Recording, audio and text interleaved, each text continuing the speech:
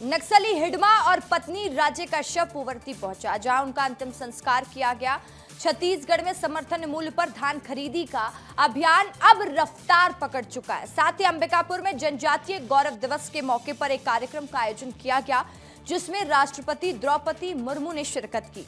छत्तीसगढ़ में जमीन, मकान, व्यावसायिक और आवासीय भूमि के नए मूल्य तय होंगे। रायगढ़ जिले से बेहद मार्मिक तस्वीरें सामने आई। बेमेतरा के दर्जनों किसान एक बीज कंपनी की ठगी का शिकार हो गए हैं। देखिए छत्तीसगढ़ में क्या हुआ, आपके शहर में क्या हुआ, आपका रिपोर्टर बता रहा है।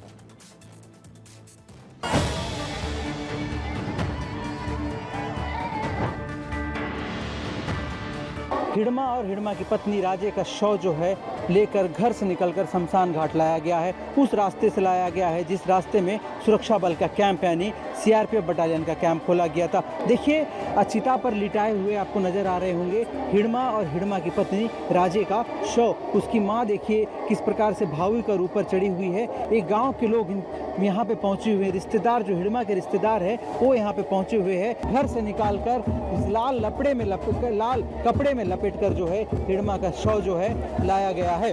और यहाँ पे आखिरी तस्वीर है हिडमा की, आखिरी निशानी जो है आपको मैं दिखा रहा हूँ विस्तार न्यूज के माध्यम से। पहले ऊपर बेटे का शव और दूसरी तरफ बहू का शव देखिए उसके साथ फेरे लिए जा रहे हैं। हिडमा की पत्नी राजे जो थी पहली बार आज गांव पहुंची है, अपने ससुराल पहुंची है, तब जब दोनों की सांसें थम गई। हिडमा के शव और उनकी पत्नी का शव दोनों एक चिता पर लिटाया जा रहा है। अब यहाँ पे उनको अग्नि दिया जाएगा, आग दिया जाएगा। उसके बाद हिडमा का खेल, हिडमा का नाम बस्तर के इतिहास से और पुवर्ती के गांव से हमेशा के लिए मिट जाएगा। विस्तार न्यूज के साथ शहनवाज खान, सुकमा।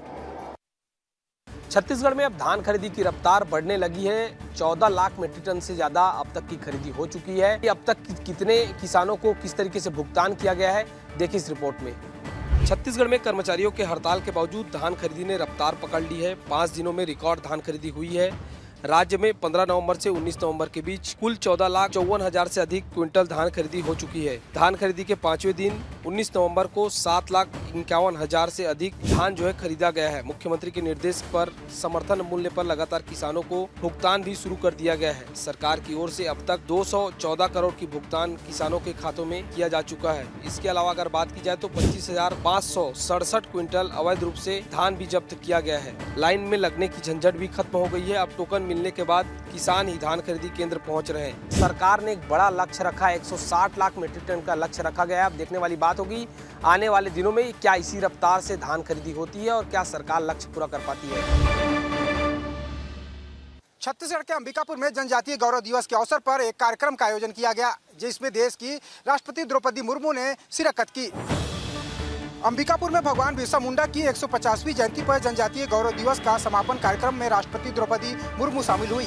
इस दौरान राज्यपाल रेमंड डेका, सीएम विष्णुदेव साय समेत मंत्रिमंडल और अन्य जनप्रतिनिधि मौजूद रहे। राष्ट्रपति द्रौपदी मुर्मू ने कार्यक्रम में आदिवासी युवाओं को सम्मानित किया और बिरसा मुंडा जयंती पर कई महत्वपूर्ण योजनाओं का शुभारंभ भी किया। वहीं सीएम साय ने कहा कि बस्तर में नक्सलवाद की वजह से विकास प्रभावित हो रहा था, लेकिन प्रधानमंत्री मोदी के नेतृत्व में नक्सलवाद खत्म किया जा रहा है। नक्सलवाद की कमर टूट रही है। बस्तर में विकास की रफ्तार पकड़ने लगी है, क्योंकि नक्सलवाद अंतिम सांसें गिन रहा है। बस्तर के अलग अलग इलाकों में बिजली, पानी पहुंचाया जा रहा है। दूर संसाधन के साधन भी विकसित किए जा रहे हैं। आदिवासी जननायक जिन्होंने देश के खातिर अपनी कुर्बानी दी, उन्हें भी याद किया जा रहा है, ताकि आने वाली पीढ़ी उनके ही रास्ते पर चल सके और आदिवासी समाज का स्वाभिमान और गरिमा हमेशा कायम रह सके। छत्तीसगढ़ सरकार ने जमीनों के गाइडलाइन दर पर ऐतिहासिक बदलाव किया है। इस बदलाव का सीधा फायदा किसानों को और शहरी क्षेत्र पे रहने वाले लोगों को होता हुआ नजर आएगा।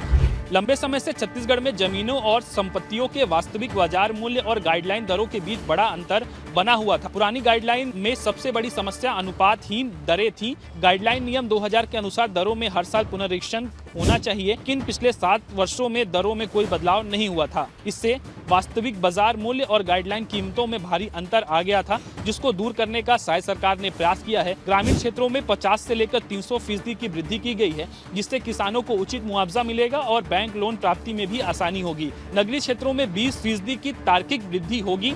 शहरों में मूल्य विसंगतियां इससे दूर होने वाली हैं। अंतिम बार 2017 और 18 में जमीनों के दर को बढ़ाया गया था। उसके बाद जमीनों के दर नहीं बढ़े थे, जिसके कारण जमीनों में ही रेट को लेकर असमानता देखी जाती थी और इसी असमानता को दूर करने का प्रयास जो है वो किया गया है। कैमरापर्सन राजेंद्र के साथ रोहित मिश्रा, विस्तार न्यूज, रायपुर। छत्तीसगढ़ के बिलासपुर में IMAEC स्टील पावर प्लांट का भारी विरोध देखने को मिला है। तखतपुर क्षेत्र के सकर्रा गांव में यह स्टील प्लांट खुलने वाला है और इससे पहले ही जो ग्रामीण हैं वो नाराज हैं। छत्तीसगढ़ के बिलासपुर जिले के तखतपुर ब्लॉक में 19 नवंबर को इसे लेकर जन सुनवाई थी। इस दौरान प्रदर्शनकारियों ने नारेबाजी करते हुए जमकर हंगामा मचाया। पुलिस ने जन सुनवाई में बाधा डालने वाले आंदोलनकारियों को पकड़ लिया। वहीं पर्यावरण विभाग ने विरोध और हंगामे के बाद भी जन सुनवाई की। दरअसल तखतपुर में सरकरा में IMACE steel and power limited की स्थापना को लेकर 19 नवंबर को जन सुनवाई रखी थी।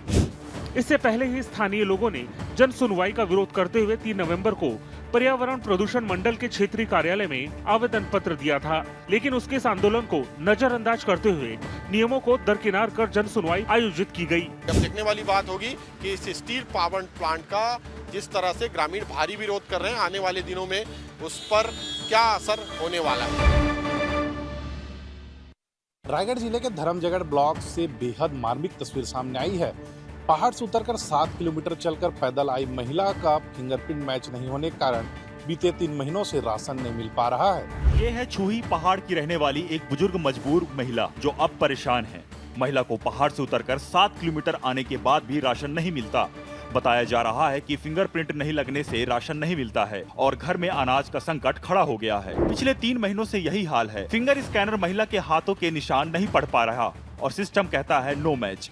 ऐसे में दुकानदार भी बिना सिस्टम के अनुमति राशन नहीं दे रहे। किंद्रा पंचायत के ग्रामीणों का कहना है यह समस्या सिर्फ एक महिला की नहीं है। बुजुर्गों, मजदूरों और पहाड़ी इलाकों में रहने वाले कई लोगों को इसी तकनीकी समस्या की वजह से सरकारी अनाज नहीं मिल पा रहा है। ऑफलाइन सत्यापन, OTP या वैकल्पिक पहचान जैसे विकल्प मौजूद हैं, लेकिन जमीनी स्तर पर इन्हें लागू नहीं किया जा रहा। फिंगरप्रिंट आधारित सिस्टम की खामी का खामियाजा बुजुर्ग महिला को झेलना पड़ रहा है। उम्मीद है कि शासन प्रशासन जल्द इसे निराकरण करे और बुजुर्ग महिला को राशन मिल सके। रायगढ़ से विस्तार न्यूज के लिए मैं सोनी मालका। मैनपुर विकासखंड में 116 बिल्डिंग स्कूल जतन योजना के तहत बनने थे और आप देख सकते हैं ये 16 लाख रुपए के भवन है। गरियाबंद के मैनपुर ब्लॉक में स्कूल जतन योजना के तहत बनाई जा रही स्कूल भवन 2 विभागों के बीच आपसी खींचतान में फंस गई है, जिसके बाद अधूरे भवन को पूरा कराने के लिए पालकों को श्रमदान और चंदा इकट्ठा करना पड़ा। ये पूरा मामला बजाड़ी पंचायत के नया पारा प्राथमिक शाला का है, जहां 16 लाख के स्कूल भवन को अधूरा छोड़ दिया गया। शिकायत से भी काम नहीं बना तो पालकों ने इसे चंदा और श्रमदान करके अधूरे काम को पूरा करने की ठान ली। श्रमदान करने का वीडियो जैसे ही सामने आया, जिला पंचायत अध्यक्ष गौरी कश्यप भी मौके पर पहुंचे और अपने मनोदय से 25,000 देने की बात कही। अब देखना होगा कि इसके बाद क्या प्रशासन और अन्य अधूरे भवन को पूरा कराने में जहमत उठाती है या फिर भ्रष्टाचार की बोटी को बंदर बांट कर जाती है। ये आने वाला समय बताएगा। खैरागढ़ जिला से लगभग 10 किलोमीटर की दूरी पर स्थित स्कूल के सैकड़ों बच्चों को यहाँ पर खेल उत्सव में लाया गया है। 3 से 4 ऐसे माल वाहक ढोने वाले वाहन में भेड़ बकरियों की तरह ठूस कर लाया गया है। खैरागढ़ से 10 किलोमीटर दूर अमलीडीह से ये तस्वीर निकलकर सामने आई है। बाल क्रीड़ा महोत्सव के नाम पर मासूम बच्चों को भेड़ बकरियों की तरह मालवाहक वाहन में ठूस ठूस कर भर दिया गया है। 10 से 15 किलोमीटर तक का सफर और वाहन भी ऐसा जो खुद खटारा हो चुका है। इतने बच्चे को ठूसा गया है कि हाथ रखने तक की जगह नहीं बची है। पूरे मामले पर जब जिम्मेदारों से बात की गई तो किसी ने सुविधाओं का हवाला दिया तो किसी ने फंड की कमी बताई। तस्वीर झकझोर देने वाली है। बच्चे अपनी जान जोखिम में डालकर मालवाहक वाहन के पीछे लटके ठूसे गए हैं और जिम्मेदार आराम से सब देखते रहे।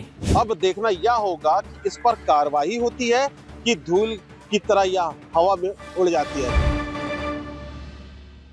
स्टॉप डैम में दरार आने के कारण मिनी हाइडल प्लांट में पानी घुस गया है।